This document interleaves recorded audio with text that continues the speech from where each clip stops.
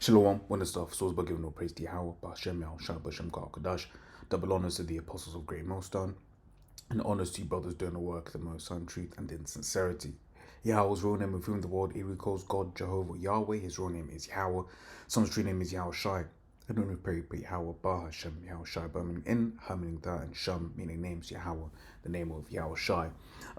Came across this, what do you call it, this story, right? And I've always liked these kinds of stories because it's it's one of those, it's related to one of those prophecies that prove without a shadow of a doubt that this is the end, right? So this is Miracle Baby who weighed just 552 grams at birth, finally home after 123-day fight for life, right? Born at just 23 weeks and small enough to fit in his mom's hand.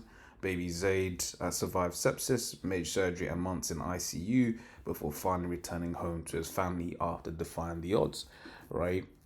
And then I looked up as well, just world's most premature a baby, right? Says world's most premature baby celebrates first birthday, right? So you see here, it says Nash Keane, born at exactly 21 weeks, 133 days ahead of his mother's due date, has been recognized by Guinness World Records, right? So an Iowa toddler who was born when his mother was less than 5 months pregnant, right, isn't only the most premature, obviously, as etc., etc., right? It's a little, is which cause little child basically was like, what did it say?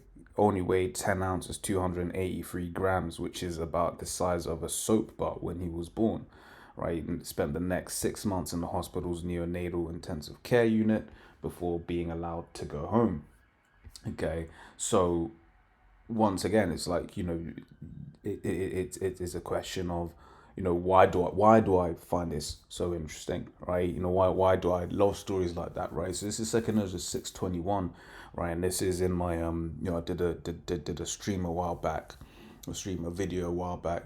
How we know this is the end. There's no notes from there, right? But you read it here, right? It says, and the children of a year old shall speak with their voices. The women with child shall bring forth untimely children of 3 or 4 months old, and they shall live and be raised up, right? And that's exactly what you're seeing here, right? Albeit a few weeks, either way, right? But it's still, it's still a sign of, this is what was prophesied to happen, right? Because I think it said, where was it? I forgot whether it's in this article or the other article. I think, yeah, it was in this one, right? It says, according to NHS figures, only 19% of babies born alive at 23 weeks survive, right? But yeah, it was because then that's what made me think, okay, so who, what is the, most premature baby? I think this one, they said he had zero, he basically was expected to die. This particular child, right? No chance of survival, right? I think they said,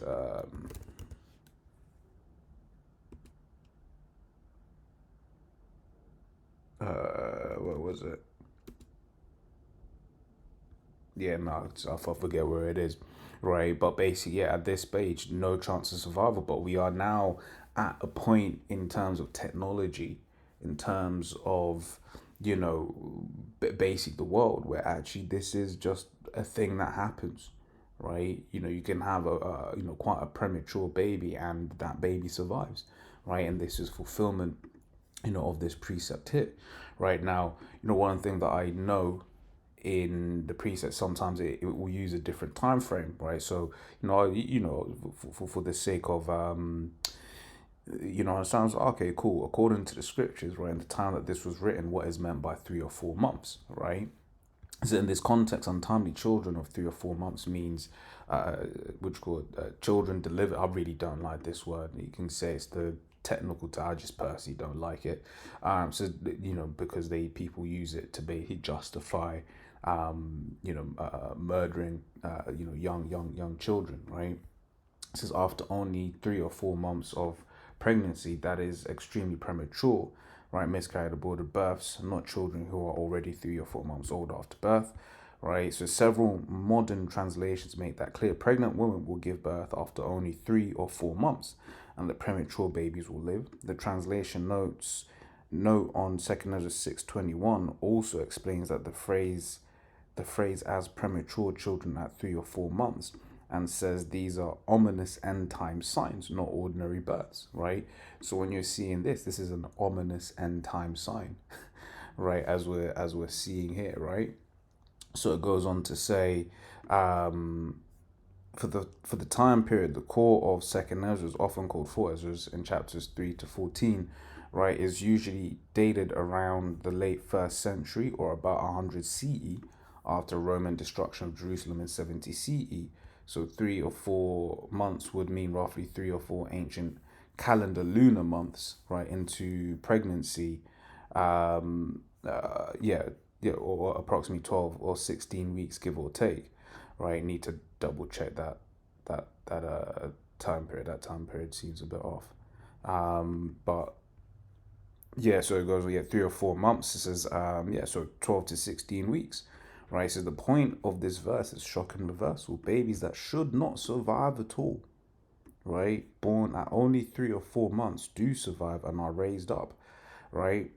Right, that is why it functions as an apocalyptic sign. The normal order of nature is being overturned, right? So yeah, once again, when we're seeing this, it's like, yo, this is actually kind of a big deal, right? The fact that, children this, born this prematurely are surviving, right, is a big thing, because in the kingdom we're not gonna have issues with birth, at least with Israelites, right? Children just gonna come. It's gonna be, it's gonna be easy. It ain't gonna be like now. Because I think there's a stat that says most, what was it? Eve basically has a yeah, has worse outcomes when she goes hospital to give birth, right? As you see here, so there's a point I wanted there, because it says, what did it say? It says it said 10 um full pregnancy as 9 months or 10 lunar months, right? And then you think of Wisdom 7:2 says, and in my mother's womb was fashioned to be flesh in the time of 10 months, right? So it's being compacted in blood of the seed of man and the pleasure that came with sleep, right? I.e., the sleeping in, in the womb, right? It's pleasurable. Okay, so that's, once again just proving the points here, right? But once again, reason I love this is because it is just a sign that we are, this is it. This is the end. They ain't gonna be, time, a long left after this, right? This is gonna be this is the end. Okay, so let's grab some of these other precepts. In fact, this is a great one considering the time. So it's Ezekiel 38 verses 4 to 7. So now turn thee back and put hooks into thy jaws, right? And I'll bring thee forth. This is talking about, Gog and Magog, right? Which today that will be Russia, right? It says, and all thine army, horses and horsemen, all of them clothed with all sorts of armor, even a great company with bucklers and shields, all of them handling swords. Persia, which is Iran, Ethiopia, and Libya with them, all of them with shield and helmet. It says Gomer and all his band, which that's representing Turkey to get today, right? The house of Togarmah of the north quarters and all his band, and many people with thee. Be thou prepared and prepare for thyself, thou and all thy company that are assembled unto thee, and be thou a God unto them, right? And that's one of the things as well that we're seeing. We're seeing Russia being a guard unto these smaller nations, right? They are, giving them military weaponry, right, to go and protect themselves. These are the things that we're seeing happening and playing out before our eyes. I did a video the other day and found an article which is talking about Russia's help in what do you call it, in these times, right, during this war, right? And then even on that, right, this is Joel 2:28 and 31, right? So, and it shall come to pass afterwards. That's not what I want. I actually wanted Joel 3. Let me jump directly to that. This is Joel 3 from 9, right? It says, proclaim ye this among the Gentiles, prepare war, wake up the mighty men, let all the men of war draw near, let them come up. Right, beat your plowshares into swords and your pruning hooks into spears. Let the weak say, I am strong. That is what you're seeing, right? The fact that, Iran has basically fended off America now, from the looks of it, it does look like it's all part of a much larger agenda to bring about this MOTB, right? To fast track this MOTB infrastructure, right? By effectively destroying this place, right? Financially and, starving people out, right? But when we're looking at it, a small nation like Iran fended off America, right? Did great damage. Okay, these are the things that we're witnessing. Just you think about this 20 years. Everyone remembers shock and awe.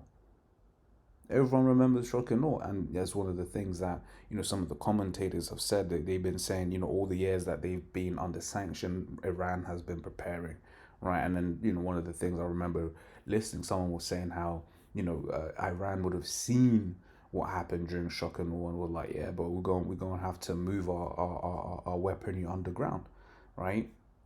So that's that, right? But let me continue. It says, assemble yourselves and come, all ye heathen, gather yourselves together round about. Thither cause thy mighty ones to come down, O Yahweh, right? And one of the things that you saw just before this started kicking off was the movement of a lot of different nations' naval assets, right, military assets into that region, right. And I remember thinking, observing and being like, yo, that's fulfilling the precepts right there, right. It says, let the heathen be wakened and come up to the valley of Yehoshaphat, for there will I sit to judge all the heathen round about. Okay, and see what other precepts we can get as well, right? The second we experience this during the CV. It's the second Ezra 15:17. A man shall desire to go into a city and shall not be able. Okay, and they're coming back with those with that legislation. Okay, it says Matthew 24:14, and this gospel of the kingdom shall be preached in all the world for a witness unto all nations, and then shall the end come, right? Once again, this is something that you're seeing happening now, right? There's truth, right? You think about how it was before, where the truth was relatively, in the ancient world, the truth was relatively regional, right? But the Lord has it now where this truth is literally global. This truth is everywhere, right? Which is a beautiful sight to behold, right? So yeah, we're at the end, man. We're at the end. This is it. And in fact, I can actually end on this, right? Because, these are the times that I'll start from 16 and 14. I'll end with 13 and 16, right? Revelation 16:14, for there the spirit of devils working miracles, right? All of this technology that Esau has, right? Miracles, right? Great miracles that are basically happening throughout the world, but people don't understand that.